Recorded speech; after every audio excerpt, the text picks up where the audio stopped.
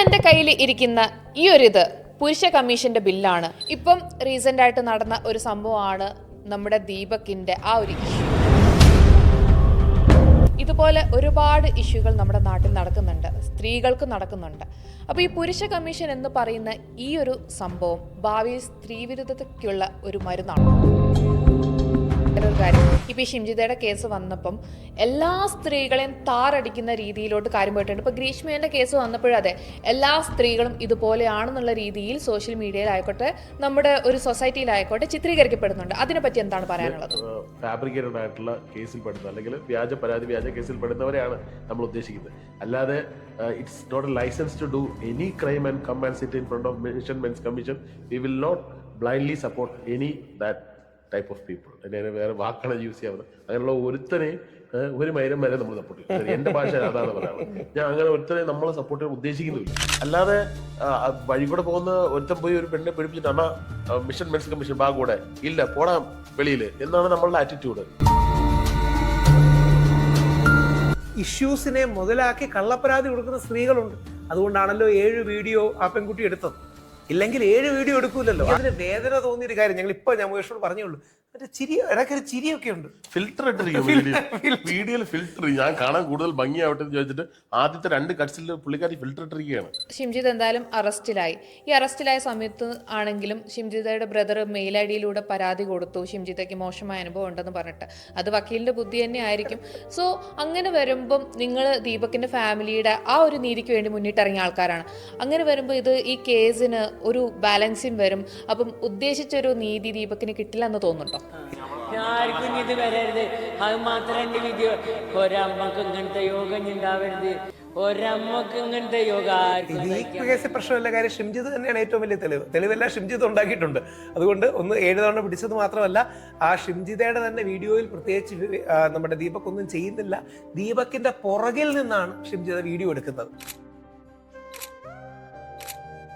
ഇപ്പം ഞാൻ എൻ്റെതായ സോഴ്സസിൽ എനിക്ക് പഠിച്ചപ്പോൾ ഷിംജിത സ്ഥിരം കഴിഞ്ഞ കുറച്ച് നാളായിട്ട് ഈ ബസ് റൂട്ടിൽ യാത്ര നടത്തിയിരുന്നു. ഒരു സാമ്പിൾ അനാലിസിസിന് വേണ്ടിയിട്ടാണ് പുള്ളിക്കാരി യാത്ര നടത്തിയത്.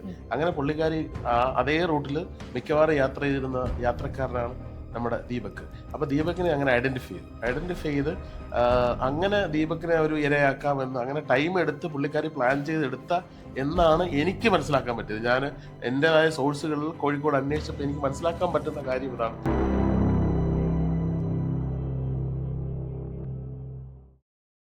നമസ്കാരം, ഫെയിം സ്റ്റെപ്പിന്റെ മറ്റൊരു എപ്പിസോഡിലേക്ക് എല്ലാവർക്കും സ്വാഗതം. ഞാൻ നിങ്ങളുടെ ശാലു. ഇന്ന് എൻ്റെ കയ്യിൽ ഇരിക്കുന്ന ഈ ഒരു പുരുഷ കമ്മീഷന്റെ ബില്ലാണ്. സോ കഴിഞ്ഞ വർഷം ഇതേ സമയത്ത് ഈ ബില്ലിനെ പാസ്സാക്കുമെന്ന് പറഞ്ഞ് എൻ്റെ മുന്നിൽ വെല്ലുവിളിയായിട്ടിരുന്ന ഒരാളായിരുന്നു രാഹുൽ ഈശ്വർ. ഇന്നിതാ ഏകദേശം ഇത് പ്രാബല്യത്തിൽ വരാനായിരിക്കുകയാണ്. സോ അതിൻ്റെ പ്രതിനിധികളായിട്ടുള്ള മുകേഷും രാഹുൽ ഈശ്വറാണ് എൻ്റെ കൂടെ ഉള്ളത്. വെൽക്കം. ഇപ്പം റീസെൻ്റ് ആയിട്ട് നടന്ന ഒരു സംഭവമാണ് നമ്മുടെ ദീപകിൻ്റെ ആ ഒരു ഇഷ്യൂ. ആ ഒരു ഇഷ്യൂവിൽ നിങ്ങൾ മുന്നിട്ടിറങ്ങി ഇപ്പം 1 ലക്ഷം രൂപ കൊടുക്കാമെന്ന് പറഞ്ഞെടുത്ത് 3,17,000 രൂപ നിങ്ങൾ കൊടുത്തു. അപ്പം എനിക്ക് ചോദിക്കാനുള്ളൊരു കാര്യം എന്താണെന്ന് വെച്ച് കഴിഞ്ഞാൽ, ഇപ്പോൾ ദീപകിൻ്റെ ഇഷ്യൂ വന്നപ്പോഴാണ് നിങ്ങൾ ഈ ഒരു സംഭവം കൊടുത്തത്. ഇതുപോലെ ഒരുപാട് ഇഷ്യൂകൾ നമ്മുടെ നാട്ടിൽ നടക്കുന്നുണ്ട്, സ്ത്രീകൾക്ക് നടക്കുന്നുണ്ട്. അപ്പോൾ ഈ പുരുഷ കമ്മീഷൻ എന്ന് പറയുന്ന ഈ ഒരു സംഭവം ഭാവിയിൽ സ്ത്രീവിരുദ്ധതയ്ക്കുള്ള ഒരു മരുന്നാണോ? ഒരിക്കലും ആകാൻ പാടില്ല. അങ്ങനെ ആൾക്കാർ മിസ്യൂസ് ചെയ്യാന്നുള്ളത് നമുക്ക് ചെക്സ് ആൻഡ് ബാലൻസസ് വേണം. ഒരു കാരണവശാലും ഒരു പീഡകനെയോ അല്ലെങ്കിൽ യഥാർത്ഥത്തിൽ ദ്രോഹം ചെയ്ത ഒരു പുരുഷനെയോ സപ്പോർട്ട് ചെയ്യില്ലെന്ന് മാത്രമല്ല, അവരെ തള്ളി പറയുന്നതിലാണ് ഞങ്ങളുടെ ക്രെഡിബിലിറ്റി. കാര്യം അവരെ അക്സെപ്റ്റ് ചെയ്താൽ നമ്മുടെ ക്രെഡിബിലിറ്റിയും മറ്റും പോവുകയാണ്. അതുകൊണ്ട് 100% പോവും. ഞാനും മുകേഷും ഒക്കെ ഞങ്ങളുടെ ഒരു കോമ്പിനേഷൻ്റെ ഗുണമെന്ന് എനിക്ക് തോന്നിയിട്ടുള്ളത്, ഞാൻ അപ്പീൽ ചെയ്യുന്ന സെഗ്മെൻറ്റ് വേറെയാണ്, മുകേഷ് അപ്പീൽ ചെയ്യുന്ന സെഗ്മെൻറ്റ് വേറെയാണ്. ഞാൻ കുറച്ചുകൂടെ ന്യൂസ്, ഫിലോസഫി, സോഷ്യൽ കാര്യങ്ങൾ, മുകേഷ് അപ്പീൽ ചെയ്യുന്ന കുറച്ചുകൂടെ ജെൻസി, വൈബ്, ഒരു ഹാപ്പി, അങ്ങനത്തെ ഒരു ആസ്പിറേഷണൽ ക്ലാസ് തുടങ്ങിയതാണ്. എല്ലാവരും ഇഷ്യൂ ഫേസ് ചെയ്യും. നമുക്ക് കുറച്ച് ഇൻ്റലക്ച്വലിസം കൂടിയുണ്ടോ, നമുക്ക് കുറച്ച് ഹെപ്പ് ലൈഫ് കൂടിയുണ്ടോ, ഇതൊന്നും ആർക്കും വേണമെങ്കിൽ വ്യാജ പരാതിപ്പെടാം. അവിടെയാണ് ഇത് എല്ലാവരിലേക്കും എത്തിക്കാൻ കഴിഞ്ഞു. പക്ഷേ ഞങ്ങൾക്ക് ഉറപ്പിച്ച് പറയാം, ഒരിക്കലും തെറ്റ് ചെയ്തൊരാളെ നമ്മൾ സപ്പോർട്ട് ചെയ്യില്ല. ഓക്കെ, അങ്ങനെയാണെന്നുണ്ടെങ്കിൽ ഈ ഷിംജിതേൻ്റെ ഇഷ്യൂ വന്നപ്പം ഒരു പുള്ളി പറഞ്ഞൊരു ഇതാണ്, സോഷ്യൽ മീഡിയയിൽ പറഞ്ഞൊരു കാര്യമാണ്, ഇതുപോലെ വീഡിയോ എടുക്കുന്ന എല്ലാ സ്ത്രീകളെയും ബലാത്സംഗം ചെയ്യണം. 100%. അയ്യോ, അത് എന്താ പറയണേ, ഞാനത് അപലപിക്കേണ്ടതാണ്. We should not even think of justifying it. അദ്ദേഹം എന്നിട്ട് പിന്നീട് എന്നെ വിളിച്ചു. ഞാൻ അങ്ങനല്ല ഉദ്ദേശം എന്നൊക്കെ ഞാൻ പറഞ്ഞു. അങ്ങനൊന്നും പറഞ്ഞിട്ട് കാര്യമില്ല ഭായി. കാര്യം ഞാൻ എന്നിട്ട് അതിൻ്റെ താഴെ ആദ്യം റിപ്പോർട്ട് ചെയ്ത ചാനൽ കമൻറ്റ് ഇടുകയും ചെയ്തു, ദ്രോഹിക്കല്ലേ, ഉപകാരം ഒന്നും ചെയ്തു തന്നില്ലെങ്കിൽ നിങ്ങൾ ദ്രോഹിക്കല്ലേ. നമ്മൾ വളരെ ബുദ്ധിമുട്ടി, ഞാനും മുകേഷിനൊക്കെ അറിയാം, നമ്മളെല്ലാവരുടെയും കാല് പിടിച്ച് പരമാവധി സോഫ്റ്റ് ആക്കി നമ്മളെ സപ്പോർട്ട് ചെയ്യണം എന്നൊക്കെ പറഞ്ഞ് എങ്ങനെങ്കിലും ബുദ്ധിമുട്ടി ഇത് കൊണ്ടുവരുമ്പോൾ ചുമ്മാ പഞ്ച് ഡയലോഗ് ഓടിക്കുന്നതുകൊണ്ട് ഒരു അർത്ഥവുമില്ല. ഈ പഞ്ച് ഡയലോഗ് ഓടിക്കുന്നതിന് ഒരു കാര്യമില്ല. പകരം ഒരുപാട് പേര് ബുദ്ധിമുട്ടുന്നുണ്ട്. എന്തെങ്കിലും കൺസ്ട്രക്റ്റീവും പോസിറ്റീവുമായ ഒരു കാര്യങ്ങൾ ചെയ്യണം. എനിക്ക് മുകേഷിനോട് ഒരു താല്പര്യം തോന്നിയത്, Mukesh is ready to take effort. കാലിക്കട്ടിൽ നിന്ന് തിരുവനന്തപുരത്ത് നിന്ന് കാലിക്കട്ട് വരെ കാറി വന്നു, തിരിച്ചു വന്നു. ഒരു ദിവസം അല്ലെങ്കിൽ 1.5 ദിവസം പോയി. മുകേഷിന് വേറെ വീഡിയോസ് അനുകൂലം ചെയ്യാം. ഞാൻ ഹൈദരാബാദിലായിരുന്നു, ഞാൻ എത്തി. ഇതുപോലെ എത്ര സ്ഥലങ്ങളിൽ നമ്മൾ പോകണം, എത്ര പേര് ഇൻവോൾവ് ചെയ്യുന്നു, എല്ലാം സ്വന്തം കയ്യിൽ നിന്ന് കാശെടുത്താ ചെയ്യുന്നു. അപ്പോൾ സോഷ്യൽ മീഡിയ റീച്ചിന് വേണ്ടി എന്നാ അവളുമാരെ കൂടി നമുക്ക് പീഡിപ്പിച്ചേക്കാം എന്ന് പറയുന്നത് യഥാർത്ഥത്തിൽ സ്ത്രീകളോട് മാത്രമല്ല ഞങ്ങളോട് ചെയ്യുന്ന ദ്രോഹമാണ്. ഓക്കെ, അത് വളരെ നല്ലൊരു പോയിന്റാണ്.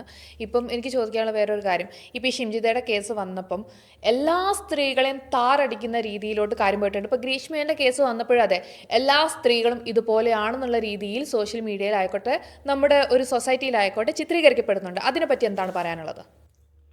ഈ പൊതുവേ നമ്മൾ ജനറലൈസ് ചെയ്യുമ്പോഴാണ് ഇതിൻ്റെ അകത്തുള്ളൊരു പ്രോബ്ലം. നമ്മളിപ്പം മിഷൻ മെൻസ് കമ്മീഷൻ എന്ന് പറഞ്ഞ് നമ്മൾ ഇറങ്ങുമ്പോൾ ഇതിൻ്റെ അകത്ത് ജെനുവിനായിട്ട് ഉള്ള അല്ലെങ്കിൽ ഫാബ്രിക്കേറ്റഡ് ആയിട്ടുള്ള കേസിൽ പെടുന്ന അല്ലെങ്കിൽ വ്യാജ പരാതി വ്യാജ കേസിൽ പെടുന്നവരെയാണ് നമ്മൾ ഉദ്ദേശിക്കുന്നത്.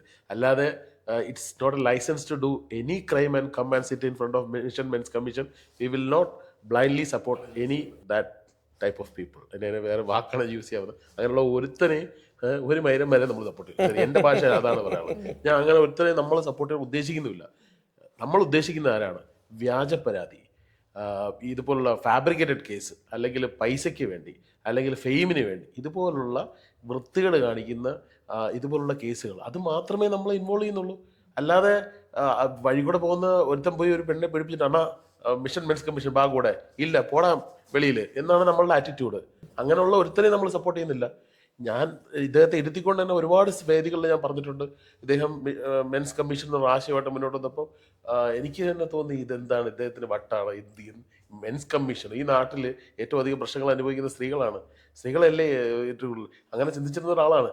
സ്വന്തം ജീവിതത്തിൽ ഒരു വ്യാജ പരാതി വ്യാജ കേസ് വന്ന് പൊള്ളിയപ്പോൾ എനിക്ക് മനസ്സിലായി ഇന്ന് ഈ മനുഷ്യനോടൊപ്പം തോളോട് തോട് നിന്ന് ഞാൻ എൻ്റെ എല്ലാ കാര്യങ്ങളും മാറ്റി വെച്ച് നിൽക്കുന്നതിൻ്റെ റീസൺ അതാണ്. ഇത് രണ്ടുപേരും നമ്മുടെ വീട്ടിൽ അരി മേടിക്കാൻ വേണ്ടി നടത്തുന്ന പ്രസ്ഥാനമല്ല, കയ്യിൽ നിന്ന് കാശിറക്കിയാണ് ഓടിച്ചോണ്ടിരിക്കുന്നത്. പുള്ളിയെ എത്ര പേർക്ക് ഇന്നിപ്പോൾ ഒരു ഉമ്മയ്ക്കും മോനും വേണ്ടി പ്രസ് മീറ്റ് നടത്തി അവരുടെ കാശ് മേടിച്ച് കൊടുക്കുന്നതാണോ? ഇദ്ദേഹമാണ് പേഴ്സണലി ബില്ല് പേ ചെയ്തത്. ഓരോ സ്ഥലത്ത് പോകുന്നു, ട്രാവൽ ചെയ്യുന്നു ഇദ്ദേഹം, അല്ലെങ്കിൽ നമ്മൾ സ്പെൻഡ് ചെയ്യുന്നു. ഇപ്പൊ ആദ്യമായിട്ട് 1 ലക്ഷം രൂപ കൊടുക്കാനായിട്ട് നമ്മൾ ചിന്തിക്കുമ്പോൾ പറഞ്ഞു അപ്പൊ അത് രാവിലെ കൊടുക്കുക അല്ലെങ്കിൽ ഞാൻ കൊടുക്കുക അല്ലെങ്കിൽ ഒരുമിച്ച് കൊടുക്കാന്നാണ് പ്ലാൻ ചെയ്യുന്നത്. അപ്പോഴാണ് പിന്നെ അതിൻ്റെ അകത്ത് കോൺട്രിബ്യൂഷൻസ് വരുന്നത്. നമ്മൾ അങ്ങനെ ആഗ്രഹിക്കുന്ന ആൾക്കാരാണ്. ഇത് എന്നുള്ള ഈ ഒരു പ്രസ്ഥാനം പുരുഷന്മാരുടെ അല്ലെങ്കിൽ മറ്റേ എന്താ പറയുക നമ്പർ 2 പ്രോഗ്രാംസിനെ കൈയടിച്ച് പ്രോത്സാഹിപ്പിക്കാനുള്ള ഒരു പ്ലക്കിംഗ് പ്രോഗ്രാം അല്ല. അതോടൊപ്പം അങ്ങനെ സ്ത്രീകളെ കാറ്റഗറിക്കലി പറയുന്നത് 100% തെറ്റാണ്. ഇന്നും സമൂഹത്തിൽ ലിംഗാധിഷ്ഠിതമായ അല്ലെങ്കിൽ സെക്ഷുവലി കൂടുതൽ ക്രൈംസ് അനുഭവിക്കുന്നത് സംശയമൊന്നുമില്ല സ്ത്രീകൾക്കാണ്. ഇത്രയൊക്കെ ഡയലോഗ് അടിക്കുമ്പോഴും എനിക്കും മുകേഷിനും ഒരു ബസ്സിൽ കയറുമ്പം മറ്റേ മുട്ടുസൂചിയായിട്ട് പോകേണ്ടി വരാറില്ല. നമുക്ക് മുട്ടുസൂചിയായിട്ട് പോലും കാര്യം സ്ത്രീകൾക്കാണ് പ്രശ്നം. പക്ഷേ അങ്ങനെ ജെനുവിൻ ഇഷ്യൂസിനെ മുതലാക്കി കള്ളപ്പരാതി കൊടുക്കുന്ന സ്ത്രീകളുണ്ട്. അതുകൊണ്ടാണല്ലോ 7 വീഡിയോ ആ പെൺകുട്ടി എടുത്തത്. ഇല്ലെങ്കിൽ 7 വീഡിയോ എടുക്കൂലല്ലോ. ആ വീഡിയോ എടുത്ത സമയത്ത് മാറി നിൽക്കാൻ നോക്കും, കംപ്ലൈന്റ് പറയാൻ നോക്കും, അല്ലെങ്കിൽ വീഡിയോ എടുത്താൽ പോലീസ് നോക്കും, പല ആംഗിളിൽ നിന്ന് എടുത്തു നോക്കുകയാണ്. എനിക്കതിന് വേദന തോന്നിയൊരു കാര്യം ഞാൻ മുകേഷിനോട് പറഞ്ഞുള്ളൂ, മറ്റേ ഇടയ്ക്കൊരു ചിരിയൊക്കെ ഉണ്ട്. ഫിൽറ്റർ ഇട്ടിരിക്കും വീഡിയോയിൽ ഫിൽറ്റർ. ഞാൻ കാണാൻ കൂടുതൽ ഭംഗിയാവട്ടെ എന്ന് ചോദിച്ചിട്ട് ആദ്യത്തെ 2 കട്ട്സിൽ പുള്ളിക്കാരി ഫിൽറ്റർ ഇട്ടിരിക്കുകയാണ്. ഐഫോണിലെ മറ്റേ വിവിഡ് പിടിച്ചിട്ടിരിക്കുകയാണ് അതിൽ. ഓക്കെ, ഇപ്പം ഷിംജിത എന്തായാലും അറസ്റ്റിലായി. ഈ അറസ്റ്റിലായ സമയത്ത് ആണെങ്കിലും ഷിംജിതയുടെ ബ്രദർ മെയിൽ ഐ ഡിയിലൂടെ പരാതി കൊടുത്തു, ഷിംജിതയ്ക്ക് മോശമായ അനുഭവം ഉണ്ടെന്ന് പറഞ്ഞിട്ട്. അത് വക്കീലിൻ്റെ ബുദ്ധി തന്നെ ആയിരിക്കും. സോ അങ്ങനെ വരുമ്പം നിങ്ങൾ ദീപകിൻ്റെ ഫാമിലിയുടെ ആ ഒരു നീതിക്ക് വേണ്ടി മുന്നിട്ടിറങ്ങിയ ആൾക്കാരാണ്. അങ്ങനെ വരുമ്പോൾ ഈ കേസിന് ഒരു ബാലൻസിങ് വരും. അപ്പം ഉദ്ദേശിച്ചൊരു നീതി ദീപകിന് കിട്ടില്ല എന്ന് തോന്നുന്നുണ്ടോ? ഇത് ഈ കേസിൽ പ്രശ്നമല്ല. കാര്യം ഷിംജിത് തന്നെയാണ് ഏറ്റവും വലിയ തെളിവെല്ലാം ഷിംജിത് ഉണ്ടാക്കിയിട്ടുണ്ട്. അതുകൊണ്ട് 7 തവണ പിടിച്ചത് മാത്രമല്ല, ആ ഷിംജിതയുടെ തന്നെ വീഡിയോയിൽ പ്രത്യേകിച്ച് നമ്മുടെ ദീപക് ഒന്നും ചെയ്യുന്നില്ല. ദീപകിന്റെ പുറകിൽ നിന്നാണ് ഷിംജിത വീഡിയോ എടുക്കുന്നത്. അപ്പോൾ ഷിംജിത ഇങ്ങനെ കൈയൊക്കെ വികസിപ്പിച്ചാണ് എടുക്കുന്നത് എന്ന് പറഞ്ഞാൽ ഒരുപാട് സ്ഥലമുണ്ട്. പക്ഷേ മനഃപൂർവ്വം ഷിംജിത കൊടുക്കാൻ വേണ്ടിയും ടാർണിഷ് ചെയ്യാൻ വേണ്ടിയും, വ്യക്തിവിരോധം കൊണ്ടല്ല, ടാർണിഷ് ചെയ്യാൻ വേണ്ടി ഒരാണിനെ അങ്ങനെ ടാർണിഷ് ചെയ്ത് she wanted to make an example of him. അതാണ് കറക്റ്റ് വാക്ക്. ബേസിക്കലി ഇതിന്റെ പിന്നിൽ ഞാനൊരു സ്റ്റഡി നടത്തി. ആക്ച്വലി ഞാൻ ജേർണലിസ്റ്റ് ആയിട്ട് വർക്ക് ചെയ്ത് 10 വർഷം വർക്ക് ചെയ്ത ആളാണ്. അപ്പോൾ ഞാൻ എൻ്റെതായ സോഴ്സസിൽ എനിക്ക് പഠിച്ചപ്പോൾ ഷിംജിത സ്ഥിരം കഴിഞ്ഞ കുറച്ച് നാളായിട്ട് ഈ ബസ് റൂട്ടിൽ യാത്ര നടത്തിയിരുന്നു. ഒരു സാമ്പിൾ അനാലിസിസിന് വേണ്ടിയിട്ടാണ് പുള്ളിക്കാരി യാത്ര നടത്തിയത്. അങ്ങനെ പുള്ളിക്കാരി അതേ റൂട്ടിൽ മിക്കവാറും യാത്ര ചെയ്തിരുന്ന യാത്രക്കാരനാണ് നമ്മുടെ ദീപക്. അപ്പോൾ ദീപകിനെ അങ്ങനെ ഐഡൻറ്റിഫൈ ചെയ്ത് അങ്ങനെ ദീപകിനെ ഒരു ഇരയാക്കാമെന്ന് അങ്ങനെ ടൈം എടുത്ത് പുള്ളിക്കാരി പ്ലാൻ ചെയ്തെടുത്ത എന്നാണ് എനിക്ക് മനസ്സിലാക്കാൻ പറ്റിയത്. ഞാൻ എൻ്റെതായ സോഴ്സുകളിൽ കോഴിക്കോട് അന്വേഷിച്ചപ്പോൾ എനിക്ക് മനസ്സിലാക്കാൻ പറ്റുന്ന കാര്യം ഇതാണ്. ഒരു സാമ്പിൾ അനാലിസിസ് നടത്തിയിട്ട് ഇയാളെ ട്രാപ്പ് ചെയ്യണം. എന്തിനാണ് ട്രാപ്പ് ചെയ്യുന്നത്? ഫോർ ദ റീച്ച്, അല്ലെങ്കിൽ എനിക്കൊന്ന് വൈറലാവാൻ. പുള്ളിക്കാരി ഒരു പാർട്ടിയുടെ ജനപ്രതിനിധിയായിട്ടൊക്കെ മത്സരിച്ച ആളാണ്. അപ്പം പുള്ളിക്കാരിക്ക് പൊളിറ്റിക്കൽ കരിയർ ഒരു മൈലേജ് ഒക്കെ ഉണ്ടാക്കി ഒരു ഫെമിനിറ്റി ഔട്ട്ലുക്ക് ഒക്കെ ഉണ്ടാക്കി എടുത്തു കഴിഞ്ഞാൽ കൂടുതൽ സപ്പോർട്ട്, സോഷ്യൽ മീഡിയയിൽ ഫോളോവേഴ്സ് കൂടും. അങ്ങനെ ഒരുപാട് സംഭവങ്ങൾ. അതിന് തൊട്ട് മുമ്പ് ഒരാഴ്ച മുമ്പ് വേറൊരു പെൺകുട്ടി കിട്ടും, പെൺകുട്ടിക്ക് അസാധ്യമായിട്ട് ഫോളോവേഴ്സ് കൂടുകയുണ്ടായി. അപ്പോൾ അതൊന്ന് മാതൃകയാക്കി നോക്കിയതാണ് കുട്ടി. അപ്പോൾ അത്തരത്തിൽ പഠിച്ചിട്ട് ടാർഗറ്റ് ചെയ്തൊരു സംഭവം ഇതിൻ്റെ അത് വിലയിരുത്താൻ പറ്റുന്നത്. അതൊരു ആസൂത്രിതമായ ക്രൈമാണ്. ഇത് ശരിവെക്കുന്ന ഒരുപാട് ആൾക്കാരുണ്ട്. അവരെ സ്ഥിരമായി റൂട്ടിൽ കാണുന്നവരുണ്ട്, ഇയാളെ കാണുന്നവരുണ്ട്. പിന്നെ മറ്റ് സഹയാത്രക്കാർ ഇതൊന്നും കാണുന്നില്ല, ഇവർ മാത്രമേ ഇത് കാണുന്നുള്ളൂ. പിന്നെ അവരുടെ മറ്റ് റീലുകൾ നിങ്ങൾ ശ്രദ്ധിച്ചാൽ മനസ്സിലാവും.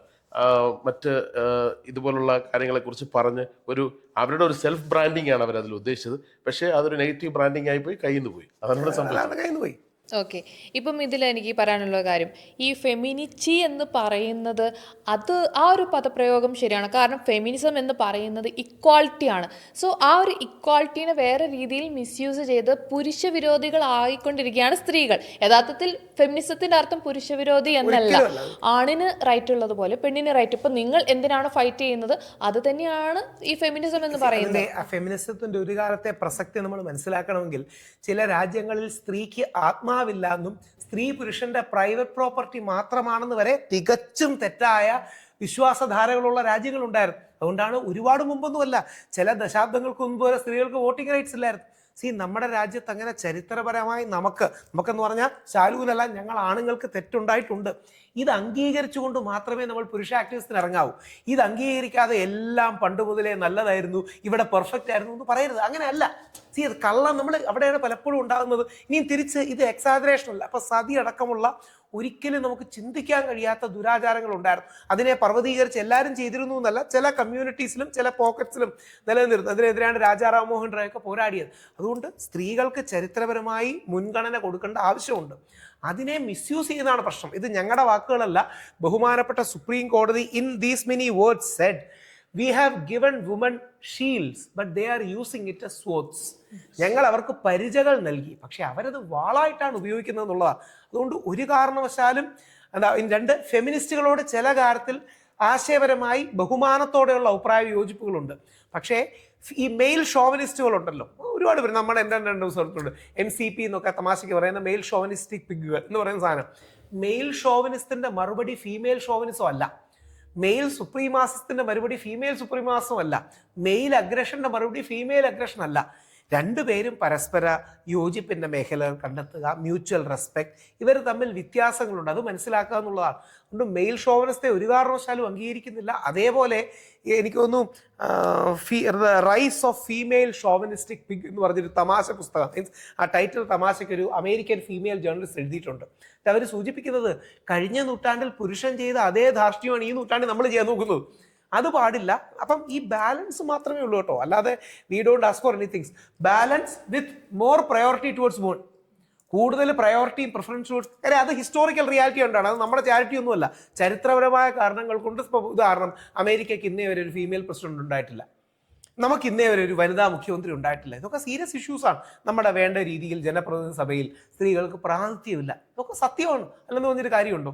അപ്പോൾ കൂടുതൽ രംഗങ്ങളിലേക്ക് സ്ത്രീകൾ വരണം. അതോടൊപ്പം ഒരു സെൻസ് ഓഫ് ബാലൻസ്, ഫാമിലി വേണം, സെൻസ് ഓഫ് ബാലൻസ് വേണം, പാർട്ട്ണർഷിപ്പ് വേണം. ഈ എക്സ്ട്രീം മെയിൽ, അതായത് എക്സ്ട്രീം, ഇപ്പൊ ഫെമിനിറ്റി എന്ന വാക്കിന് അർത്ഥം എന്ന് പറഞ്ഞാൽ ഈ എന്താ പറയുന്നത്, മെയിൽ ഷോവനിസ്റ്റിന്റെ മലയാളത്തിലെ എതിർ വാക്കാണ് ഫെമിനിറ്റി. ഈ ഹിന്ദി ഇംഗ്ലീഷിൽ അവരെ തന്നെ ഫെമിനാസി എന്നാണ് വിളിക്കുന്നത്, ഫെമിനാസികൾ എന്നാണ് വിളിക്കുന്നത്. ഇതേപോലെ മെയിൽ നാസികളും വേണ്ട. മെയിൽ നാസികളും വേണ്ട, ഫെമി നാസികളും വേണ്ട. ഞാൻ ജയിലിൽ പോയപ്പോൾ ഏറ്റവും എന്നെ സപ്പോർട്ട് ചെയ്ത എൻ്റെ അമ്മയും വൈഫ് ദീപയാണ് ഇറങ്ങി കിടന്നതല്ല, കുട്ടികളുടെ എൻ്റെ വൈഫാണ്. അതുകൊണ്ട് ഇതൊരു ബാലൻസ് പിടിച്ചാൽ മതി, മധ്യപാതയോ ബാലൻസോ പിടിച്ചാൽ മതി. I agree with that question. Okay, ഞാൻ ഫെമിനിസ്റ്റ് എന്ന് പറയാൻ കാരണം അതൊരു സിനിമയുടെ പേരാണ്. റീസെന്റ് ആയിട്ട് ഒരു കൊമേഴ്ഷ്യൽ സിനിമ അവാർഡും കിട്ടി. അപ്പൊ ആ ഒരു സിനിമയിൽ നിന്ന് നമ്മൾ മനസ്സിലേക്ക് കയറി കൂടിയ ഒരു പദമാണ്. രാഹുൽ ഇടയ്ക്ക് പറഞ്ഞൊരു പോയിന്റ് ഉണ്ട്, നമ്മൾ പരിചയമായിട്ട് കൊടുത്തത് സോഡായിട്ട് യൂസ് ചെയ്തത്. ഞാൻ ലോ അക്കാഡമിയിൽ സെക്കൻഡ് ഇയർ പഠിക്കുമ്പോഴാണ് എനിക്ക് കേസ് വരുന്നത്. അപ്പോഴ് കോളേജിൽ നിന്ന് എനിക്ക് നല്ല സപ്പോർട്ട് ലഭിച്ചു, കാരണം ഞാനത് ഫൈറ്റ് ചെയ്ത് വിൻ ചെയ്ത ആളായതുകൊണ്ട്. ഒരു ദിവസം എൻ്റെ ഡയറക്ടർ, ലോ അക്കാഡമി ഡയറക്ടർ അൽകുമാർ സാറിനെ വിളിച്ചു പറയുന്നത്, ശ്രീലങ്കയിൽ ഒരു ഇൻ്റർനാഷണൽ സെമിനാറുണ്ട്, അപ്പോൾ കോളേജിനെ റെപ്രസെൻറ്റ് ചെയ്ത് you should go and present A paper on misuse of POCSO act. പുള്ളി ആ ഒരു സബ്ജക്റ്റ് ചൂസ് ചെയ്തിട്ട് എന്നെ അതിൻ്റെ അകത്തോട്ട് ഇൻസിസ്റ്റ് ചെയ്ത് ഇടുകയാണ്. അപ്പോൾ ഞാൻ ചോദിച്ചു, സാർ എന്തുകൊണ്ട് വൈ ഷുഡ് ആയി? അപ്പം പറഞ്ഞ പുള്ളി, നിങ്ങളെക്കാളും നന്നായി ഈ മിസ്യൂസിനെ കുറിച്ച് പറയാൻ വേറെ ആർക്കും പറ്റില്ല, കാരണം നിങ്ങൾ അത്തരത്തിലൊരു മിസ്യൂസ് ഓഫ് ദ കേസിൽ ഉൾപ്പെട്ട ആളാണ്. അപ്പം ഞാനവിടെ ചെല്ലുമ്പോൾ കൊളംബോയിൽ അവിടുത്തെ ഇപ്പോഴത്തെ എക്സിസ്റ്റിംഗ് കോർട്ടിലെ ജസ്റ്റിസ്, നമ്മുടെ സുപ്രീം കോടതി ജസ്റ്റിസ് എന്നൊക്കെ പറയുന്ന റോളുള്ള ആളുടെ ഫ്രണ്ടിലാണ് ഞാൻ പ്രസൻറ്റ് ചെയ്യുന്നത്. അപ്പോൾ ആ പ്രസൻറ്റേഷൻ നടക്കുമ്പോൾ ഞാൻ പുള്ളിയോട് വൈ ദിസ് ടോപ്പിക്ക് പുള്ളി എൻ്റെ അടുത്ത് ഫസ്റ്റ് ചോദിച്ചു, കാഷ്വലി ചോദിച്ചാണ്, misuse of POCSO, I know what is POCSO. ഞാൻ ചോദിച്ചു, sir what is a time no? അപ്പോൾ പുള്ളി പറഞ്ഞു, അതിൻ്റെ ഒരു 11:30-12 മണിയായി കാണും. ഇറ്റ് ഈസ് 11:42 പ്രിസൈസ്ലി എന്ന് പറഞ്ഞു. You are sitting in front of me in this time, okay?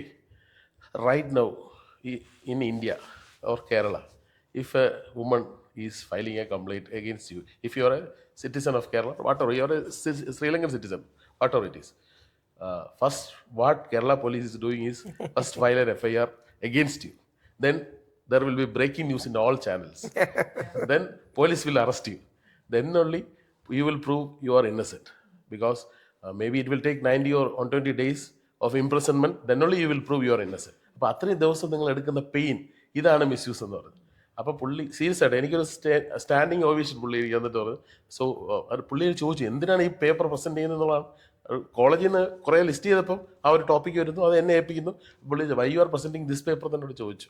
അപ്പം അത്ര പ്രസക്തമാണ് ഈ മിസ്യൂസ്. രാഹുൽ നേരത്തെ പറഞ്ഞ പോലെ പരിചയമായിട്ട് നിയമം കൊടുത്ത ആ ഒരു അവകാശം, അല്ലെങ്കിൽ ആ ഒരു എന്താ പറയുക, അവരുടെ റൈറ്റ്, നമ്മൾ ഔദാര്യം എന്ന് പറയും, ആ ഔദാര്യത്തെ അവർ തിരിച്ച് വാളായിട്ട് പുരുഷന് നേരെ ഉപയോഗിച്ചുകൊണ്ടിരിക്കുകയാണ്. അത് ഉപയോഗിക്കാനായിട്ട് പ്രേരിപ്പിക്കുന്നത് മിക്കവാറും മറ്റുള്ള പുരുഷന്മാരോ, വക്കീലന്മാരോ, അല്ലെങ്കിൽ വേറെ സഹോദരന്മാരോ, അല്ലെങ്കിൽ കാമുകന്മാരോ, അല്ലെങ്കിൽ മറ്റ് ശത്രുക്കളോ ഒക്കെ ആയിരിക്കും ഇങ്ങനെ ചെയ്യുന്നത്. ഇതിൻ്റെ ഒരു വളരെ വൾഗറായിട്ടുള്ള കാര്യങ്ങളാണ് ഇന്ന് നടന്നുകൊണ്ടിരിക്കുന്നത്. അതിനൊക്കെ എഗെയിൻസ്റ്റ് ആയിട്ടാണ് നമ്മൾ. മുകേഷ് യഥാർത്ഥത്തിൽ ഒരു അതിജീവിതൻ ആണ്. ഈ അതിജീവിത എന്ന് പറയുന്നത് പോലെ മുകേഷ് പ്രൂഡുമാണ്. കാര്യം കോടതിയും പോലീസും മുകേഷിന് അനുകൂല റിപ്പോർട്ട് കൊടുത്തു, പോക്സോ എടുത്തു മാറ്റി. മുകേഷ് ഒരു അതിജീവിതനാണ്. മുകേഷ് നമ്മുടെ ഡോക്ടർ അരുൺകുമാർ റിപ്പോർട്ടിലെ ഒരു അതിജീവിതനാണ്. ഒരു വ്യാജ കേസ്, പുള്ളി ആ പെൺകുട്ടിയെ കണ്ടിട്ട് പോലുമില്ല.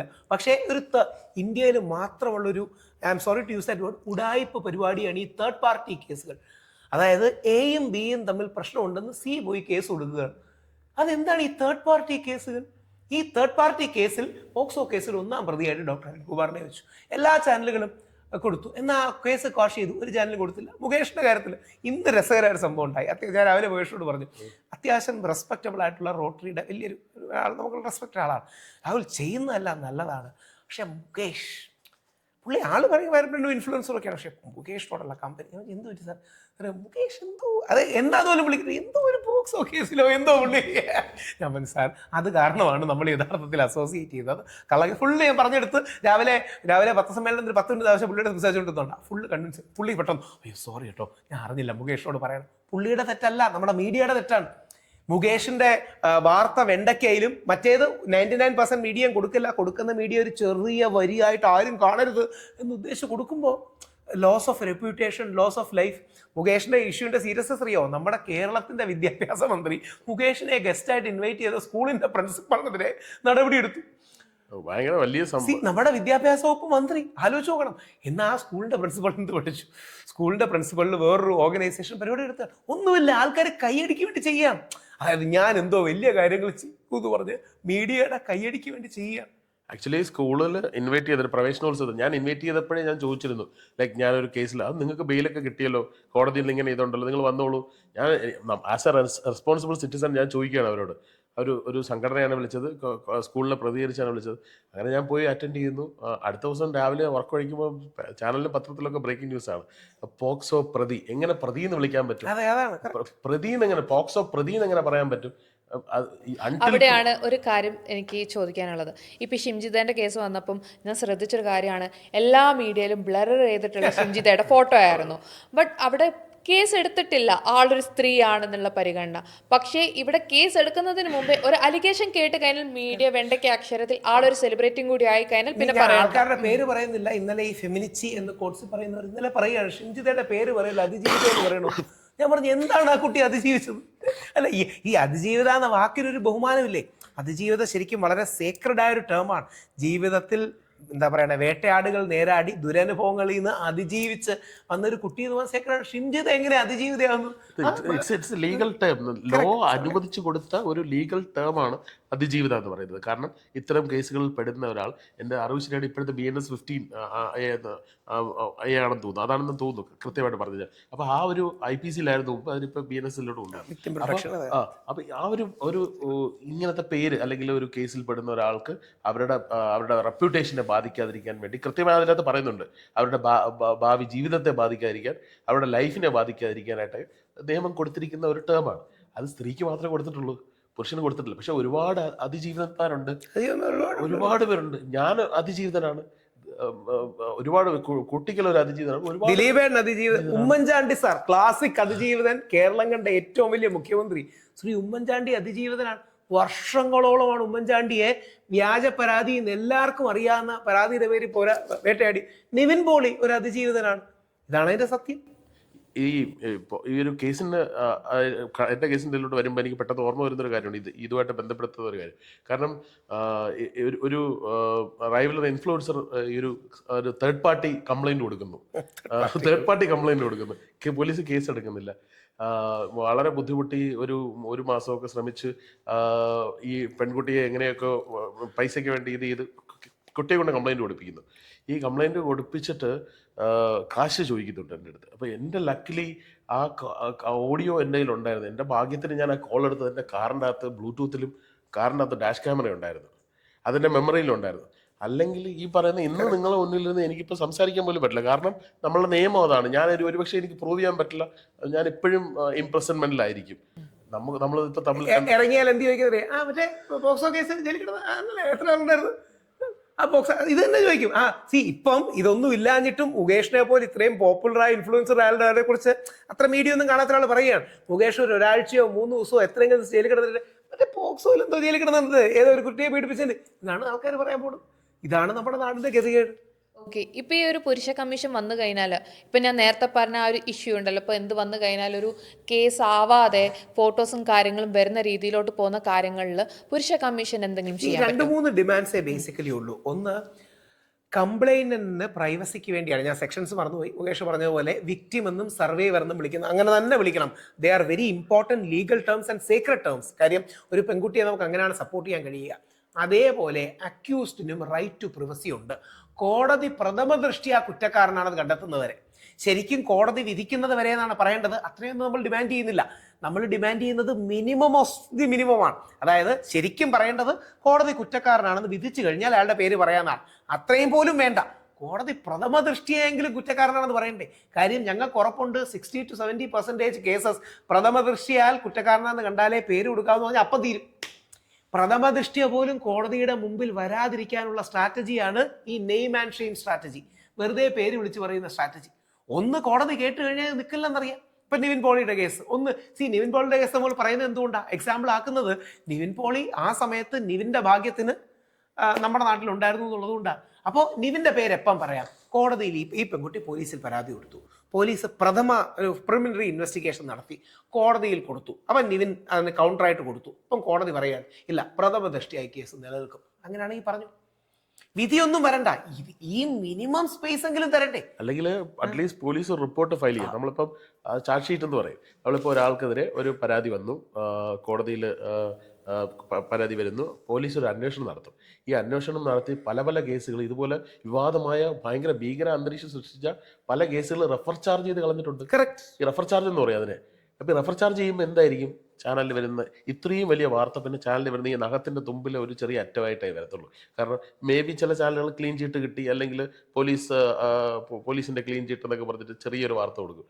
പക്ഷെ അന്നേരം അതിന് മുമ്പ് ഇപ്പം മുകേഷ് അമ്മാരുടെ കേസ് വന്ന സമയത്ത് ബ്രേക്കിംഗ് ന്യൂസായിട്ട് സകല ചാനലും, സോഷ്യൽ മീഡിയ, ഓൺലൈൻ മീഡിയ, അണ്ടനും അടകോടനും ചെമ്മാനും ചെരുപ്പൂത്തി ഉൾപ്പെടെ എല്ലാം എടുത്തിട്ട് അലക്കിയ സാധനമാണ്. പക്ഷേ ചാനലുകാർ ചാനലുകാർ പല പല ചാനലുകളുണ്ടല്ലോ, വലുത് ചെറുത് അങ്ങനെയാണ്. പക്ഷേ സോഷ്യൽ മീഡിയ ഇൻഫ്ലുവൻസേഴ്സ് ഉൾപ്പെടെ ഒരു കണ്ടന്റുകളാക്കി.